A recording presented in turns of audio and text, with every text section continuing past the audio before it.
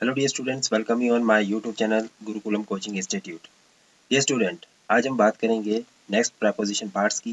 Previous parts में हमने 4 part of preposition पढ़ लिए थे। नेक्स्ट फिफ्थ वन को आज हम स्टडी करेंगे, दैट इज इन, कि इन का इस्तेमाल कब और कहाँ कैसे किया जाता है, इसको हम देखेंगे।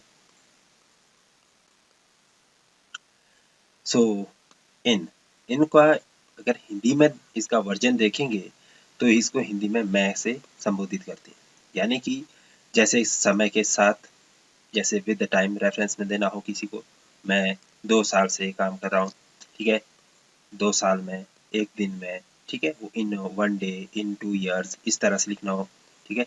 जैसे 2006 में कोई घटना हुई थी तो उस घटना के बारे में आपने विस्तृत वर्णन देना है, तो वहाँ भी आपको लिखना पड़ेगा इन 2006 और इन 2012, इन 2022। इसी तरह से आप अलग पार्ट्स भी लिख सकते हैं, जैसे गर्मियों में, ठीक है, जब हम किसी सीजन की बात करते हैं, मौसम की बात करते हैं, ठीक है, तो इसकी बारे में भी जब आप बात करेंगे तो उसमें प्रेपोजिशन इन का इस्तेमाल किया जाएगा। जैसे सर्दियों में इन विंटर, सुबह शाम, जब भी हम टाइम की बात करते हैं, in the morning, in the evening, in the afternoon. तो ऐसी कंडीशन में इसको यूज अब एग्जाम्पल के माध्यम से देखेंगे। हमने देखा कि जो प्रेपोजिशन इन है उसका इस्तेमाल हम कहाँ कहाँ करते हैं।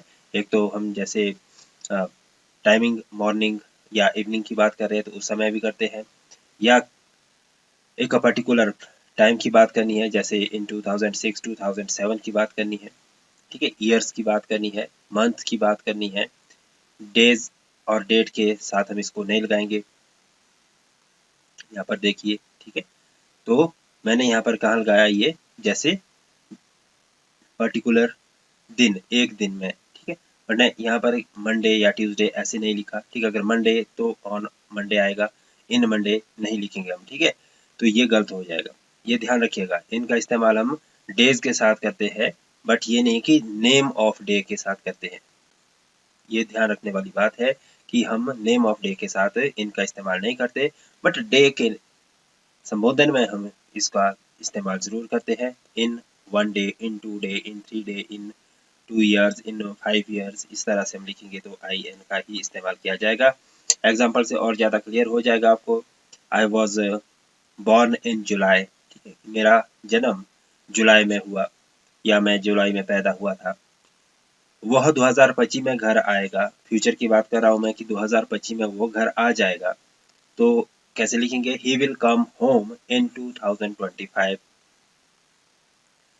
किसी महीने में, अगर मैंने किसी मंथ की बात करनी है, इन एनी मंथ, जैसे कि जनवरी में, फरवरी में, मार्च में, अप्रैल में, तो भी हम इनका इस्तेमाल करते हैं। आई वॉज बॉर्न इन जनवरी, मैं जनवरी में पैदा हुआ। I left the company in June 2009, ठीक है, यहाँ पे मैंने जून मंथ का नाम भी लिख लिया, ईयर का नाम भी लिख लिया और प्रेपोजिशन आई एन का इस्तेमाल भी किया। मैंने जून 2009 में कंपनी छोड़ी, तो इसका ट्रांसलेशन कैसे किया मैंने, I left the company in June 2009। जब मैंने बड़ी बात करनी है, जैसे बड़ी जगह के साथ, किसी देश में या किसी शहर में आदि में, जैसे या सपोज करिए कि ये हमारा क्या है, ये हमारा इंडिया है।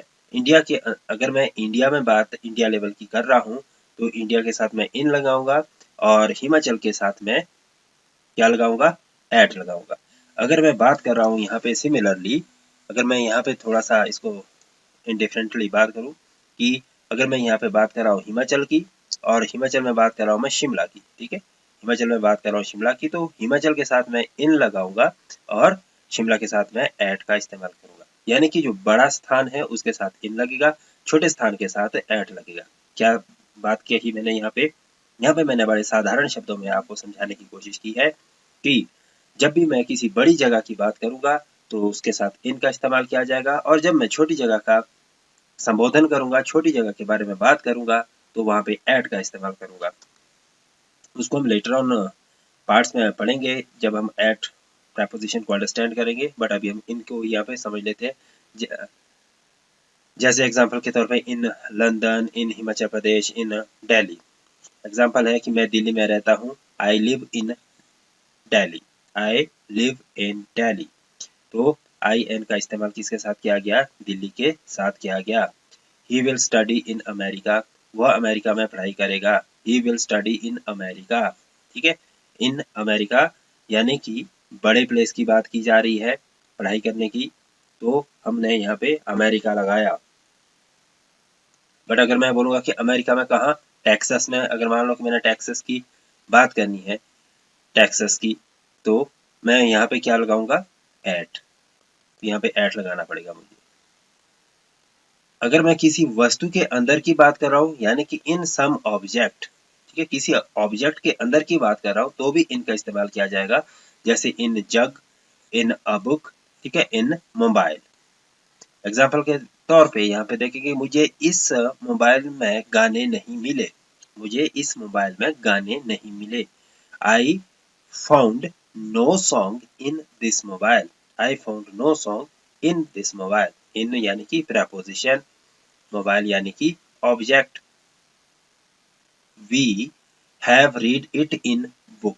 We have read it in book. हमने ये किताब में पढ़ा, यानी कि इन प्रेपोजिशन, बुक यानी कि ऑब्जेक्ट, और वी यानी कि सब्जेक्ट। ठीक है, तो ऑब्जेक्ट की जब बात की जाए, ऑब्जेक्ट के अंदर कुछ पढ़ने की, लिखने की, सुनने की, ठीक है, या ढूंढने की, तो ऐसी कंडीशन में हम बात किसकी करेंगे? इन प्रेपोजिशन की करेंगे। तो हमेशा ध्यान रखिएगा, जब हम किसी चीज के अंदर भी कोई चीज दूसरी चीज ढूंढने की कोशिश करते हैं, तो उस कंडीशन में भी हम इन प्रेपोजिशन का इस्तेमाल करेंगे। नेक्स्ट है इनटू। इनटू का मतलब भी मैं ही होता है हिंदी में, बट कैसा मैं? ये गतिशील मैं होता है, यानी कि वो चीज एग्जैक्टली उस पर्टिकुलर मोशन में नहीं होती। यानी कि जो चीज है, जैसे सपोज करिए कि मैं कमरे की बात कर रहा हूँ, तो यहाँ पे मैं इन, जब मैं बोलूंगा I am in the room, ठीक है, तो इन द रूम आएगा तब जब मैं क्लास के अंदर हूँ, ठीक है, या कमरे के अंदर हूँ। बट अगर मैं कमरे के अंदर जा रहा हूँ, ठीक है, बट अभी मैं कमरे में पहुंचा नहीं हूँ, बट जा रहा हूँ, तो उस कंडीशन में अंदर जाने की जो बात आएगी, तो वहां पे इन टू का इस्तेमाल किया जाएगा। यानी कि जो इन है वो स्टैटिक कंडीशन को बताता है, स्थिर अवस्था में ज्यादातर इन का इस्तेमाल किया जाता है, और गतिशील अवस्था में इन टू का इस्तेमाल ज्यादा किया जाता है। गतिशील अवस्था में, मोशन में, जब हम कहूँ कि मैं कमरे में जा रहा हूँ, तो अंदर घुसते वक्त की स्थिति को इन टू कहेंगे, क्योंकि उस वक्त मैं गतिशील अवस्था में रहूंगा। ठीक है, एग्जाम्पल के तौर पे हम यहाँ पे देख लेते हैं कि कैसे कैसे एग्जाम्पल है। एग्जाम्पल यहाँ पे दिया गया है कि कॉफी को कप में डालो, कॉफी को कप में डालो।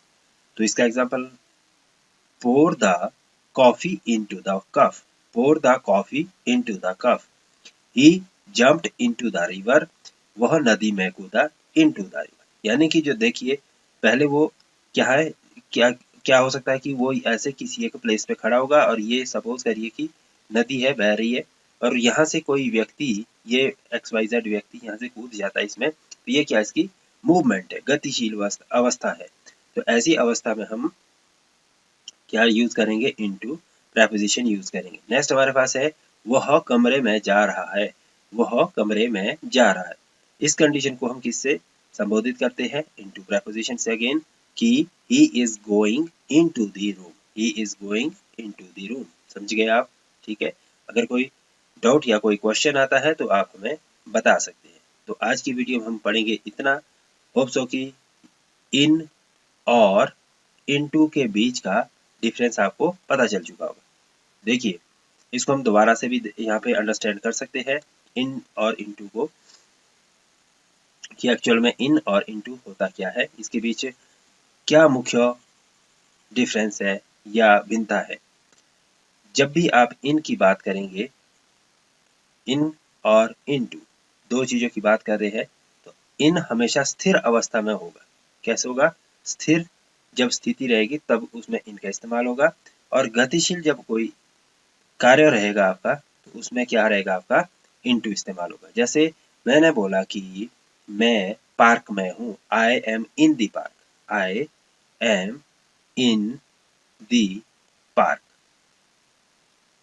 I am in the park. ये लिखा मैंने, बट मैं बोल रहा हूँ कि मैं पार्क में जा रहा हूँ, तो कैसे बोलूँगा?